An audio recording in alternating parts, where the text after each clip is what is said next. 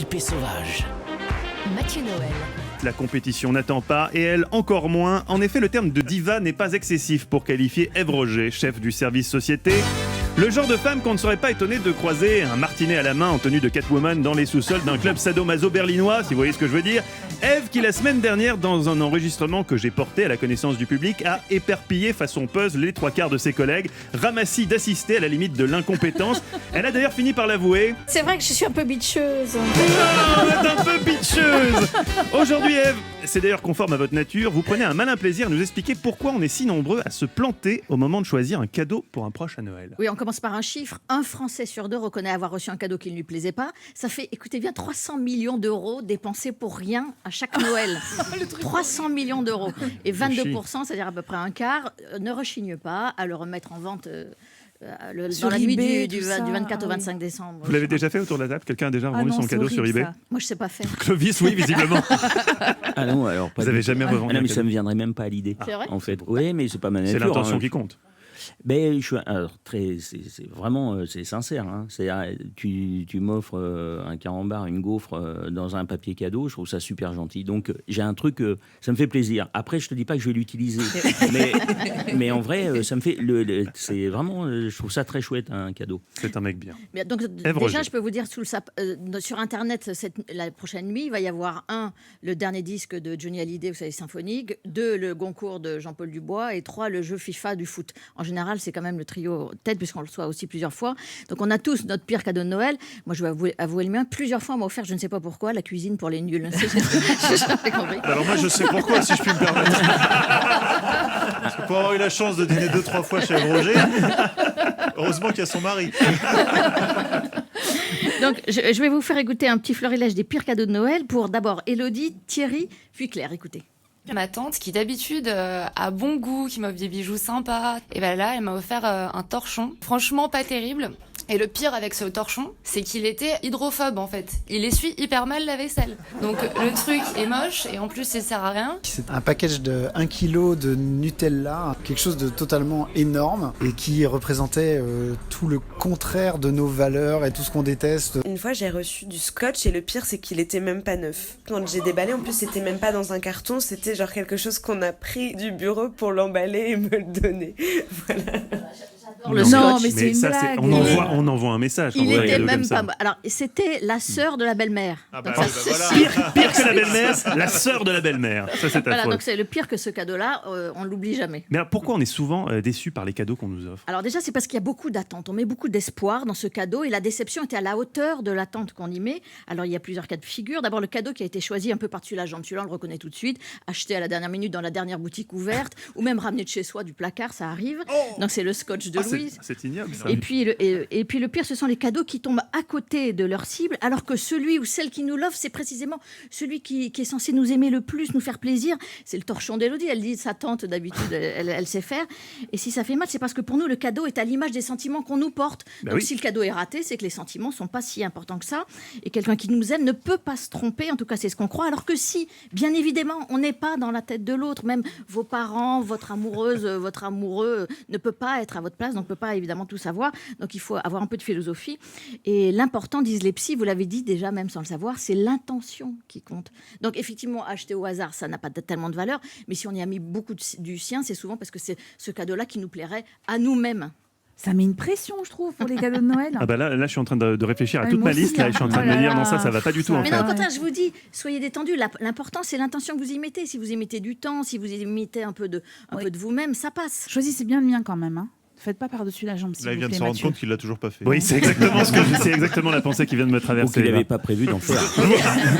Pire, je pensais filer discrètement en vacances et ne pas vous croiser avant tard en janvier. Mais alors, nous-mêmes, on se trompe souvent. Pourquoi? Oui, parce que vous avez raison, vous-même, surtout vous. Surtout moi?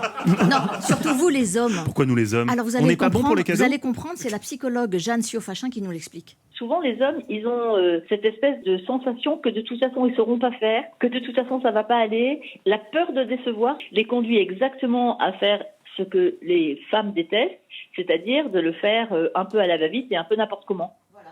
À la va-vite et n'importe comment, parce que vous avez peur de décevoir. C'est le moment qu'on attend tous, le moment où la France arrête de respirer. Des derniers de cordée au tout premier. Une journée où l'histoire bascule. Une de ces dates où le destin de la France, de l'Europe et du monde se sont joués. Mais oui, 2 questions se posent ce soir. Qui sera élu chroniqueur du jour? Mais ça, à la limite, on s'en fout, car la vraie question est qui sera sacré champion d'automne? Ève Roger et Alain Sirou ont tous les deux 55 points. Ils peuvent donc coiffer sur le fil Anne Le Gall, actuellement en pole position, et chauffeuse de salle aujourd'hui. On peut applaudir Anne, qui est vraiment polyvalente, puisqu'elle est à la fois journaliste et chauffeuse de salle. C'est le budget européen aussi. Anne, vous avez 59 points. Et demi, oui, parce qu'une fois il y avait une magouille, je me souviens plus trop. Les amis, c'est l'heure du kit ou double. Mathieu Charrier, pourquoi Clovis Cornillac devrait-il voter pour vous?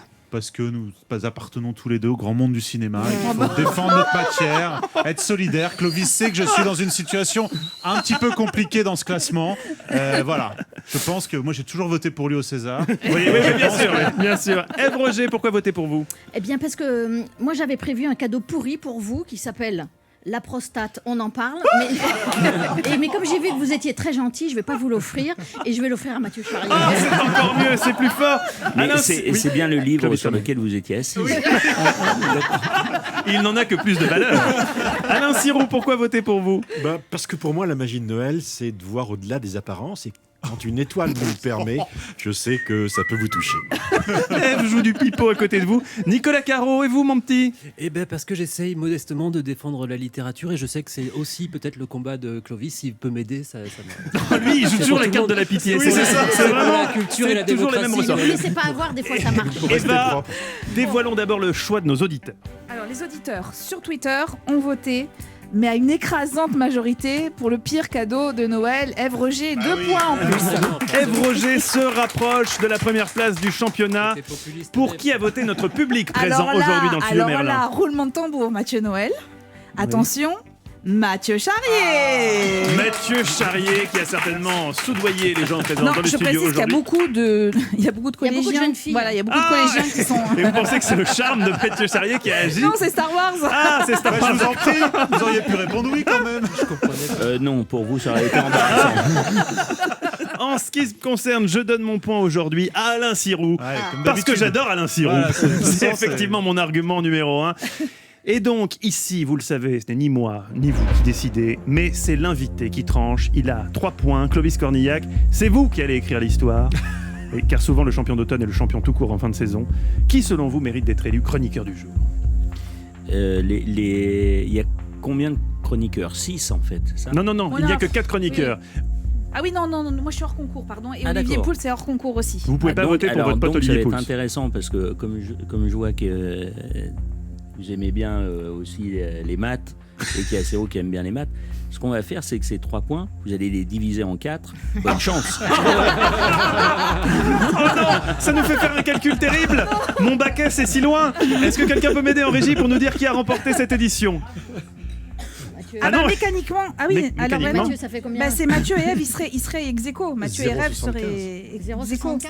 Et nous avons un cas Ah oui, d'égalité. 0,75. Est-ce qu'on peut accepter une égalité?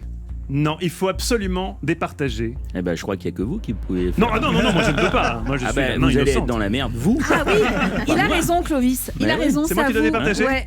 Oh, je kiffe finalement. Alors attendez, je vais attendez, départager. Pardon, on met en place des règles dans cette émission. ça commence. Et alors, maintenant ça devient n'importe quoi. L'autre jour, Bruno Solo il vote pour Olivier Pouls. Là c'est Non, Noël mais- qui va donner les points. Non mais attendez.